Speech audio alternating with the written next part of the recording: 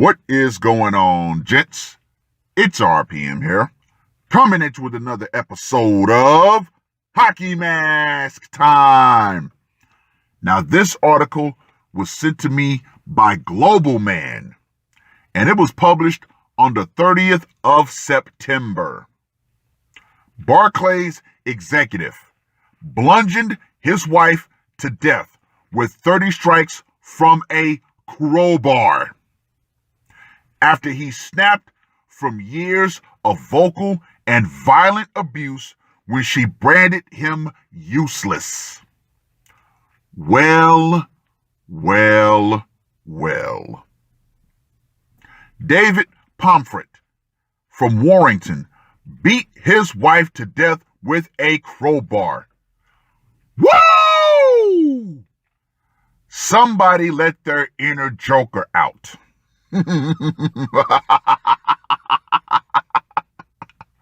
The Barclays worker has admitted to killing Anne Marie, but denies murder. His defense team told Liverpool Crown Court Mrs. Pomfret subjected him to vocal and violent abuse for years, adding, quote unquote, a quiet man finally snapped. Yes, gentlemen, yes. What did I say in my previous videos? Women are the masters of psychological, mental, and emotional violence because it does not leave physical scars. There are married men to this very day. And as a matter of fact, at this very second, who are being constantly put down and emasculated by their wives. Why? Because these wives understand if they can break a man's mind but keep his body intact, then they have a willing slave. It's a form of Stockholm syndrome. However, here's the real question that I'm going to ask later. Did this guy ever go to the police? Odds are no. Why? Because we know those same cops that ended up arresting him, had he went to the police station, they would have been the same cops to laugh him out of the station, telling him, look, you need to man up. Don't let your woman do these things to you. Ah, yes, that's always an easy thing to say.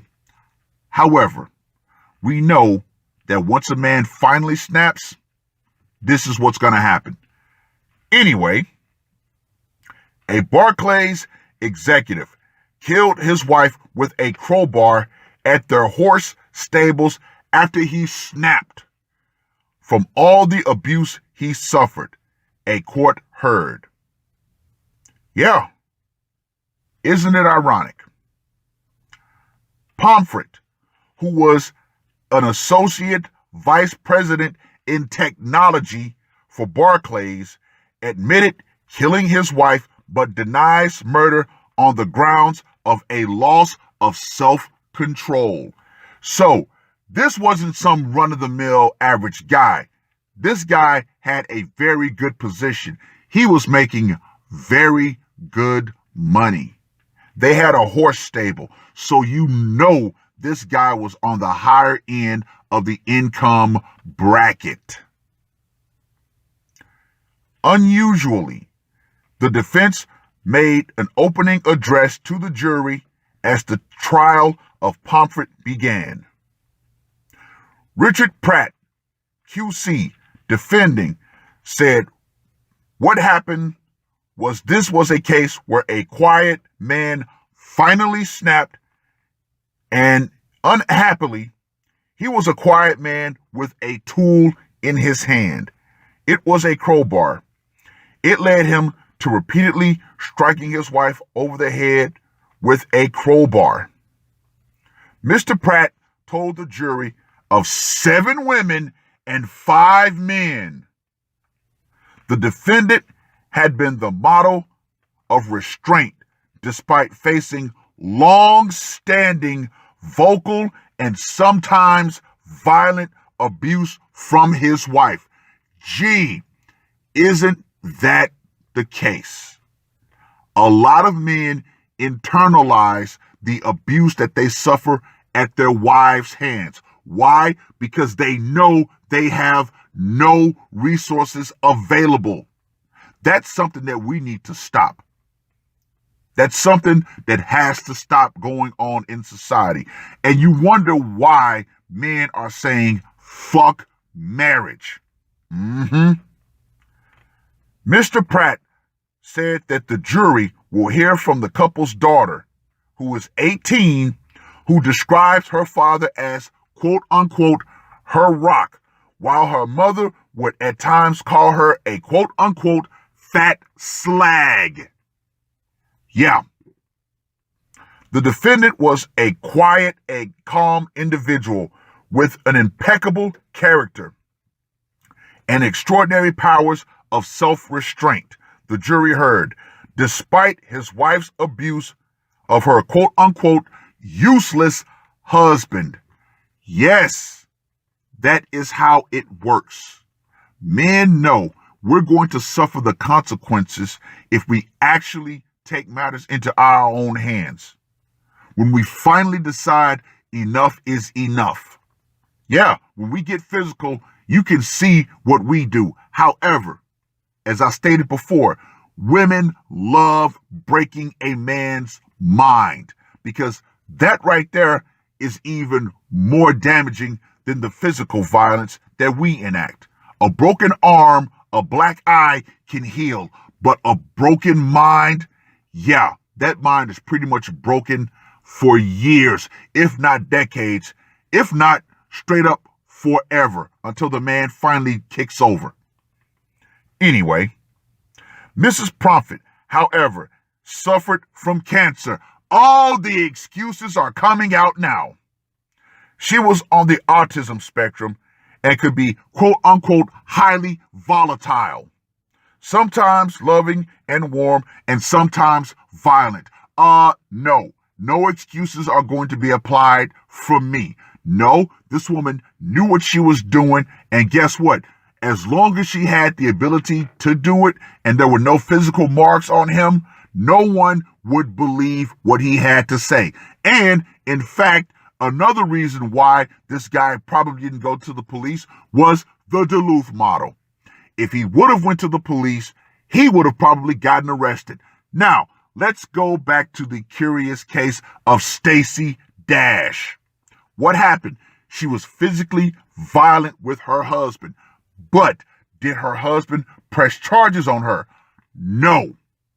Why? Because he knew that would destroy the family, which is why a lot of men don't press charges against their abusive wives. However, you flip that on its head, those women will call the police at the drop of a hat, not caring if it destroys that man, not caring if it puts him in jail, not caring if he can't earn a living. And then what'll she do? She'll turn right around and divorce him.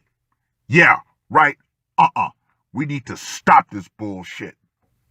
Anyway, the family lived on Macefield Drive, Warrington, but also owned land with some stables nearby on Old Alder Lane, where they kept a number of horses. So yes, once again, this was not your average Joe. This guy had a very powerful position, but yet in his personal life, his wife gave him absolute and total hell. So yes, eventually things were going to come to a head, which they did. And yes, gentlemen, I feel absolutely no sympathy for this woman. Women in society constantly keep getting passes. Now, this is something else that I want to briefly speak about. Men, if you're being abused by your wife, go to the police. Duluth model be damned. Start your paper trail. And if you're not getting the proper help, start suing the police departments. Yeah. Use the tools that are available. Now, if you do this and eventually, you take matters into your own hands, you can say, hey, I reached out for help. None was available. So guess what? At this point, do what you will. Getting back to this article. On November 2nd last year, Pomfret rang 999 claiming to have found his wife lying in a pool of blood at the stables. He told the call handler there is brain and blood everywhere, and it looks like her head was beaten in. Wow, this dude really did go straight up Joker style on her. The defendant was arrested the day after and protested his innocence. Meanwhile, the police investigation continued with a detailed post-mortem on the victim's body. Pathologist Dr. Allison Armour concluded that Mrs. Pomfret died from a violent assault where she suffered head injuries caused by in excess 30 multiple blows to her head with a crowbar. The victim also suffered defense injuries to her hand and arms. At a hearing in May, David Pomfret, admitted the unlawful killing of his wife but denied murder. However, Gordon Cole, CQ, prosecuting, told the jury, "We say this is not the loss of control. It may be a loss of temper, but not a loss of control. That is perhaps the main issue. We say this is a case of murder." The trial was adjourned until Tuesday morning. Let me just go ahead and say this. Woo! Gentlemen, I say that, and I say it proudly. Why? Because this man finally did what a lot of married men honestly wish they could do. The nagging, the cajoling, the using sex as a weapon, the emasculating, all of those things that that wives do to slowly chip away at their husband's psyche. It is far more damaging. It is far more insidious, and it is absolutely legal. That's the fucked up part about it. It is absolutely legal for a woman to publicly emasculate a man. Why? Because she knows that there are other men are going to be around who will say, you know what, just buck up, man. I won't let my woman talk to me like that. They know goddamn well they would let their women talk to them like that. Excuse me. Why? Because, as I stated before, mental attacks leave no physical marks. And we have a system that relies on physical attacks. There has to be some sort of physical mark in order for the police to take action. So, honestly, how many married men are living like this right now? How many? How many married men honestly wish they could literally take their wives and either shake the shit out of them, slap the shit out of them, or choke the shit out of them? There are many men who have that fantasy. But they know there's going to be consequences, which is why they don't. Yes, married men are always in restraint mode. Even when their wife is unfaithful, even when they catch their wives cheating, they still have to practice restraint. Gentlemen, those days are slowly but surely coming to an end. Yes, there are a lot of husbands out there who are going straight up caveman. They are taking matters into their own hands. They are using lethal resolve. Why? Because they're fucking tired of this shit. So guess what? there will be more. There will be more men who finally take it to that level, who finally go over the edge, who finally take matters into their own hands, who finally put their wives down. Well, gentlemen, with that being said, let's get to the scorecard, shall we? We already know, for style and audacity, he did this on his own land. Automatic 10. Weapon of choice, a crowbar. You know that's going to be an automatic 10. Psychological impact. Ladies, this can happen to you. It's only because of your husband's restraint and fear of the consequences. That's what's keeping him from enacting his own bloody retribution.